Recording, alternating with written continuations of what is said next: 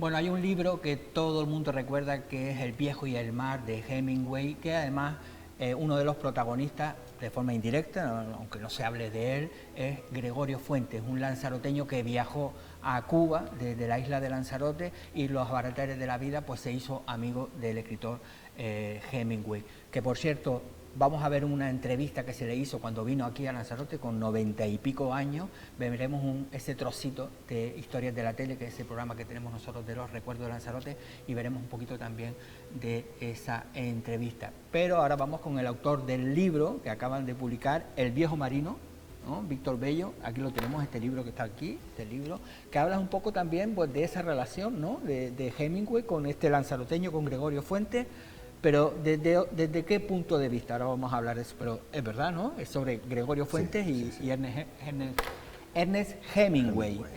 Bueno, ¿qué fue lo que te llevó primero que nada a decir, oye, me voy a meter en este mundo de este lanzaroteño que se emigró a Cuba?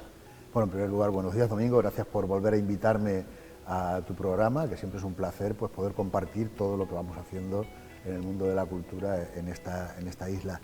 Pues para mí este libro es el culmen de un proceso que se inicia con la visión de una patera que llega aquí a Lanzarote, pues al muelle que hay al lado del castillo de San Gabriel, y en ese momento cuando veo llegar la patera sufro un impacto porque no había, claro, evidentemente todos conocemos la llegada de las pateras a Canarias, pero no lo había visto nunca en directo, y me impactó bastante, pero más que el ver la patera, me llamó la atención cómo actuaba la gente que había alrededor, pues gente que se hacía selfies con la patera detrás, otra gente que no le prestaba atención, y eso me llevó a pensar que en algún momento debería escribir algo sobre ese suceso, pero lo aparqué por otros proyectos, y el año pasado estuve en Uruguay, como sabes que estuvimos hablándolo, para estudiar la migración de los lanzaroteños a ese país, y también pensé, tendría que escribir algo, pero no quería escribir un libro sobre historia, porque hay mucho sobre la historia de migración, no quería escribir un ensayo, quería buscar algún tipo de plasmación por escrito de esta experiencia que yo estaba viviendo con el tema de la inmigración desde otro punto de vista. Y la idea surge hablando con un amigo que es del linaje de los Fuentes, de Gregorio Fuentes, y dije, bueno, pues puede ser una buena excusa utilizar a un emigrante lanzaroteño que llegó a Cuba como un menor no acompañado, porque su padre murió en el trayecto, y además mundialmente conocido por su relación con nada más y nada menos que con Ernest Hemingway, ¿no? Entonces no quería escribir tampoco la historia de Gregorio Fuentes, en realidad los personajes son una excusa para lo que yo defino como la exploración de un sentimiento, el sentimiento del migrante, que es transversal a toda la historia y a toda la humanidad.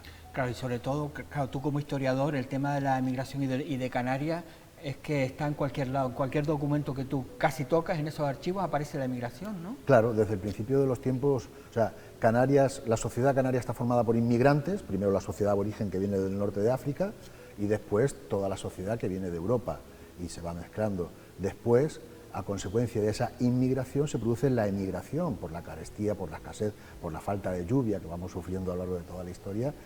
Canarias está formada por una sociedad compuesta de inmigrantes y de emigrantes. Entonces, ese reflejo social, ese reflejo histórico, es lo que yo también he querido plasmar en la novela. Sobre todo, es una ficción, pero con mucho reflejo de la realidad, porque también de lo que se trata es de mostrar cómo los que están llegando hoy a nuestras orillas son los mismos que se fueron en su momento. Claro. No son las mismas personas, pero sí es el mismo ser humano con las mismas necesidades. Claro, porque cuando hablamos que los canarios hemos estado en muchísimas partes de Sudamérica, no íbamos con un billete de avión, un billete de barco, todo legal. Algunos sí y muchísimos no. Claro, es lo mismo que sucede en la actualidad. Vienen muchos inmigrantes porque las empresas, sobre todo para trabajar en el campo, los temporeros para la aceituna, para la fresa, pero también llega mucha gente de forma ilegal. Y en aquella época sucedía lo mismo. De hecho, Gregorio Fuentes es un inmigrante ilegal.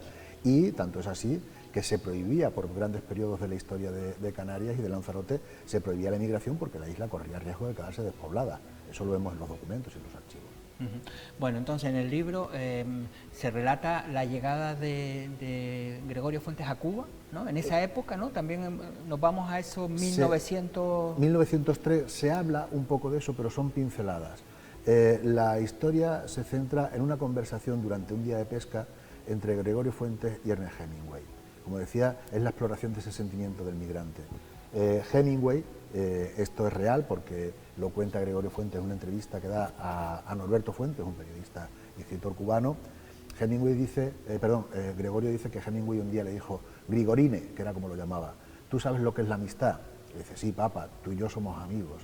Dice: sí, pero la amistad son dos historias que se unen. Y esa conversación real a mí me da pie para decir, bueno, y hay una parte de tu historia que yo no sé, le dice Hemingway a Gregorio Fuentes, y le pide que le cuente por qué tuvo que emigrar. Entonces, es más bien, más que la vida de Gregorio Fuentes, son las razones por las que emigró y el sentimiento que lo acompañó durante toda su vida.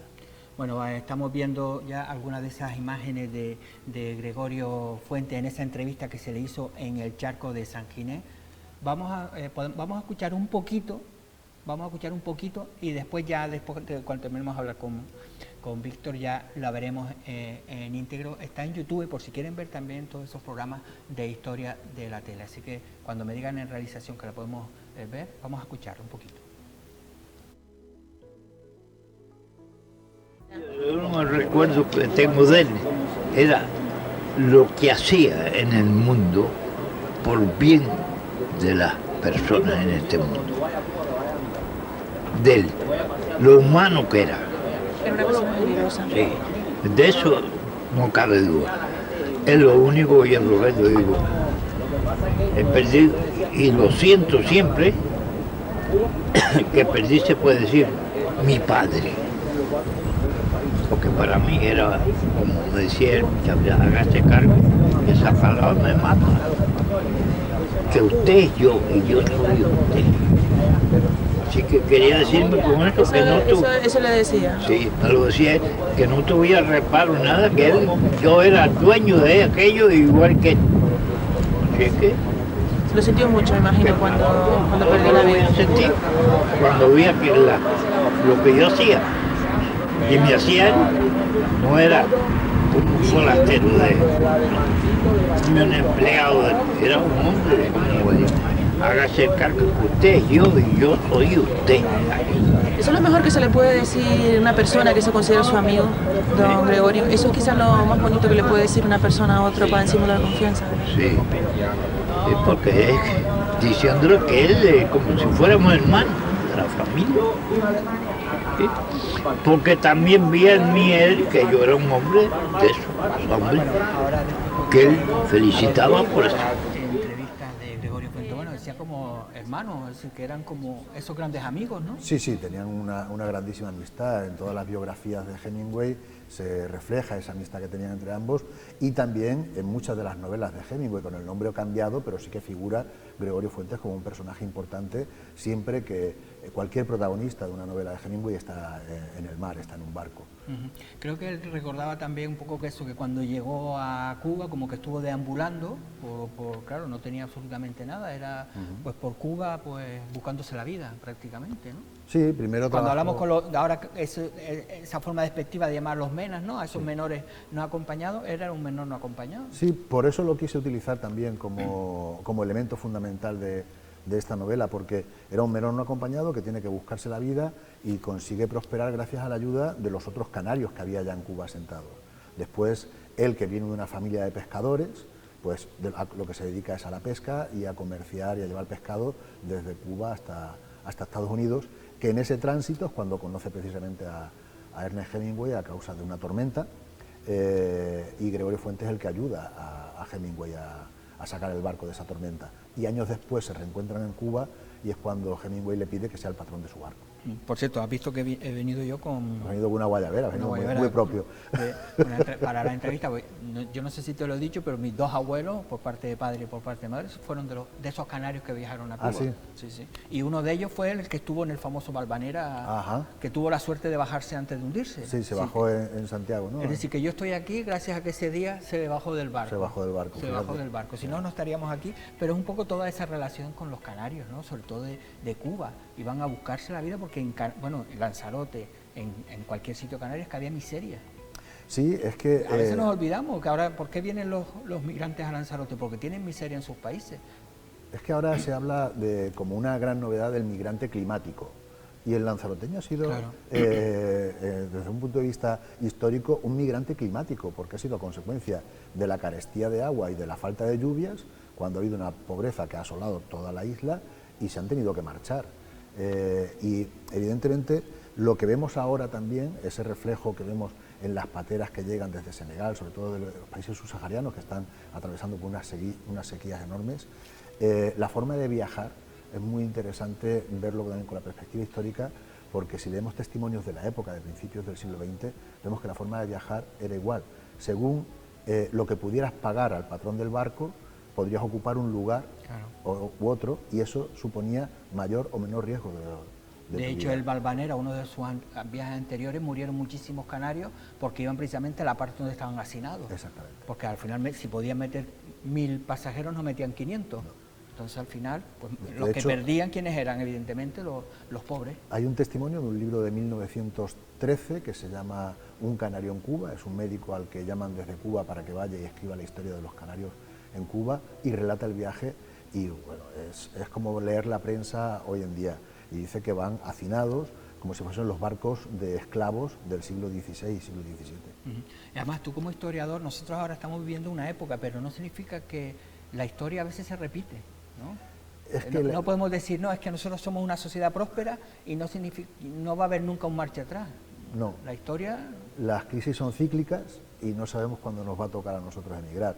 De hecho, se dice en la prensa, ¿no? Canarias cada vez está convirtiéndose en una sociedad más pobre y las posibilidades de inserción laboral son menores, y por eso mucha gente ya tiene que emigrar también. Si es que al final es la historia de la humanidad, todos nos movemos de un lugar hacia otro buscando una vida mejor. Bueno, el libro ya está en las bibliotecas, ¿no? En las librerías. En las librerías, bueno, en las bibliotecas también. Las bibliotecas empezarán a llegar, espero. Pero ya está en las librerías, sí, ya se puede comprar. Tú, generalmente, tus últimos libros has estado utilizando siempre todo ese trabajo que haces en los archivos históricos. ¿Para este has tenido que bucear en algún archivo? O... Más que en archivo ha sido en prensa, para conocer un poco la realidad.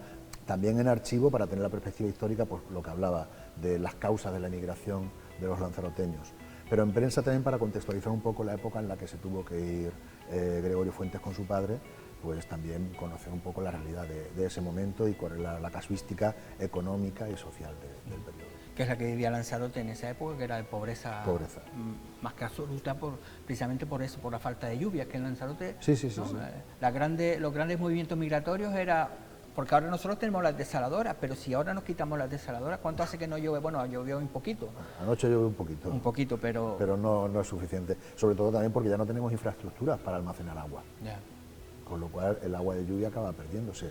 Es muy interesante que en 1902 y 1903 se pedían sanciones de impuestos por la medida de la carestía en Fuerteventura y en Lanzarote, porque había tal carestía, es que no, encima tenemos que pagar los impuestos, y querían insertar a las dos islas en un proyecto nacional de infraestructuras para poder almacenar agua, cosa que tampoco se... Bueno, para eso vino Alfonso XII, ¿no? O XIII, ¿quién era? 13. El 13 que vino a inaugurar, no, porque todavía no se inauguraba, a decir que aquí vamos a construir las maretas del Estado, que todavía están ahí, y que realmente es una pena que tampoco se recuperen como maretas. Exacto, ¿no? Porque podríamos tener también, ya que llueve poco, por lo menos cuando llueva aprovechar al máximo. Para los jardines, que siempre el agua nunca es poca, ¿no? No. Nunca es poca. Bueno, el viejo marino, bueno, ¿se puede decir basado como...? Bueno, está situado justo antes de que se escriba El viejo y el mar. Ajá. Es en el momento en que Ernest Hemingway está corrigiendo la novela al otro lado del río entre los árboles, que es la anterior al viejo y el mar, y es como una etapa anterior en la que Hemingway se interesa por la vida de Gregorio Fuentes, que después, junto con otro marinero, son los que se van a convertir en Santiago, el protagonista del viejo y el mar. Es decir, que entonces nos leemos esto primero y después el que no se lo haya leído o el que lo quiera volver a releer, que se lea, o ¿qué prefieres? ¿Que nos leamos primero el viejo y el mar y después este? No me voy a poner yo por delante de Hemingway, Domingo. Entonces, volvemos a releer, o si no, a leer El viejo y el mar. Además, es una novela corta, sí. El viejo y el mar, es decir, que tiene su ritmo, que además, cuando hablamos de Hemingway, es de los grandes escritores a nivel mundial. Murió alcoholizado, ¿no? O por ahí, ¿no? Se pegó un tiro. Se pegó un tiro, pero tenía muchos problemas con el alcohol, bueno, ¿no? Tenía problemas de salud ya. Ajá. Bueno, pues ya lo saben, el viejo marino, que también cuenta la historia según Víctor Bello, de ese lanzaroteño Gregorio Fuentes, que viajó como muchísimos otros canarios en busca de una mejor vida a Cuba, en este caso a Cuba, también se fueron a otros países. No sabemos la razón en Cuba, ¿En qué año se fue el viaje? En principio, porque las fuentes varían la edad con la que se fue, lo más próximo es con los 6 años, con lo cual tuvo que ser en 1903. En 1903, que hay muchísima pobreza en la isla de Lanzarote.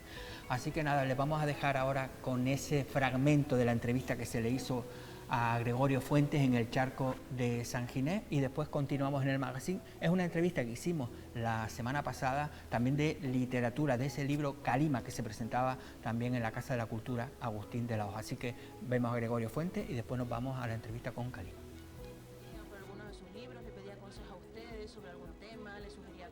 Un poquito cómo era la relación con el Hemingway escritor. Él siempre me decía, mira, donde yo me di cuenta mucho fue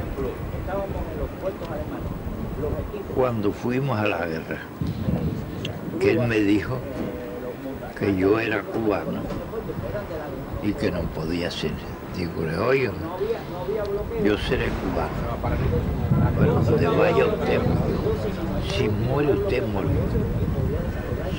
Así, y fue, y me vio que era verdad, y fuimos a la guerra juntos, él por un lado y yo por otro, pero bien, cuando se terminó,